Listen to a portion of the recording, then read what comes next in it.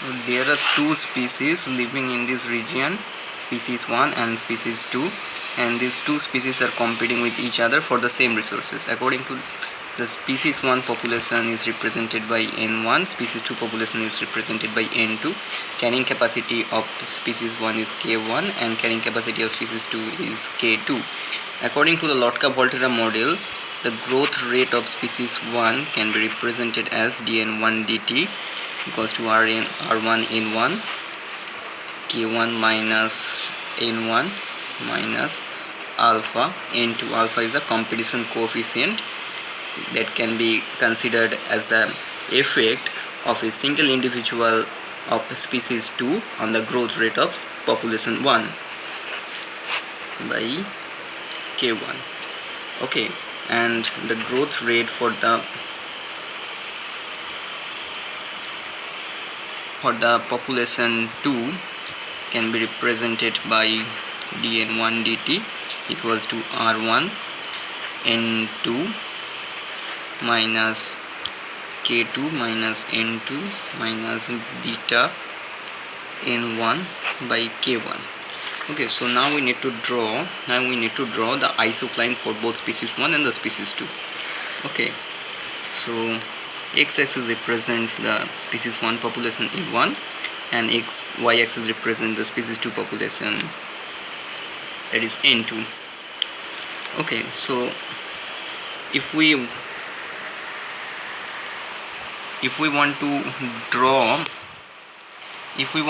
the isocline, then actually, or the zero growth isocline, then we have to put dN1 for the species 1. If we need to draw the isocline for the species 1, then we need to put the dN1 dt equals to 0.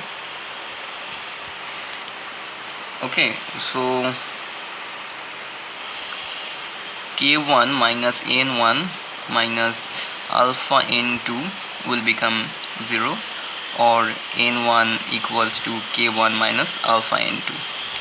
Okay, so on the x-axis, the value of the on the x-axis, at any point on the x-axis, the value of the N2 is 0. Okay, so if we put the value of N2 equals to 0, we will get N1 equals to K1.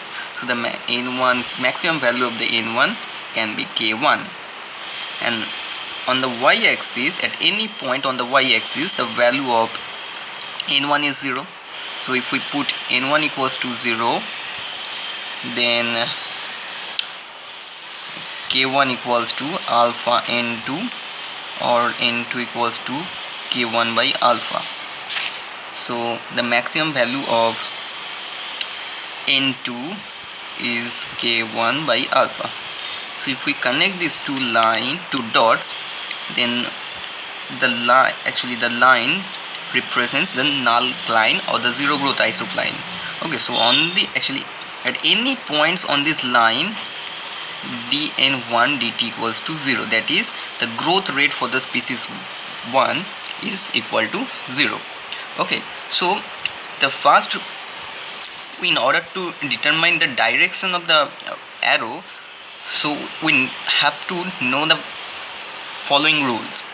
If the carrying capacity of the species population species population is below its carrying capacity, then it will increase.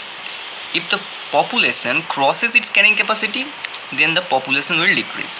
Okay, so if we are in this region of the graph, that is, we are below the carrying capacity for the species 1, and this is the isocline of the species 1. So if we are below the isocline of the species 1, that is, the species 1 does not reach its carrying capacity, so it can increase up to its carrying capacity, and the arrow can be drawn like this, because this arrow is indicating that the species population is increasing towards the K1, towards this K1, that is the carrying capacity for the species 2. So if we are in this region of the graph, then we are above the isocline of the species 2. That means the species 2 has crossed its carrying capacity. Okay, so since it has crossed its carrying capacity, the population growth rate for the species 1 will be decreasing. Okay, and we can represent this by drawing these arrows. This arrow is indicating that the species 2 population will be decreasing.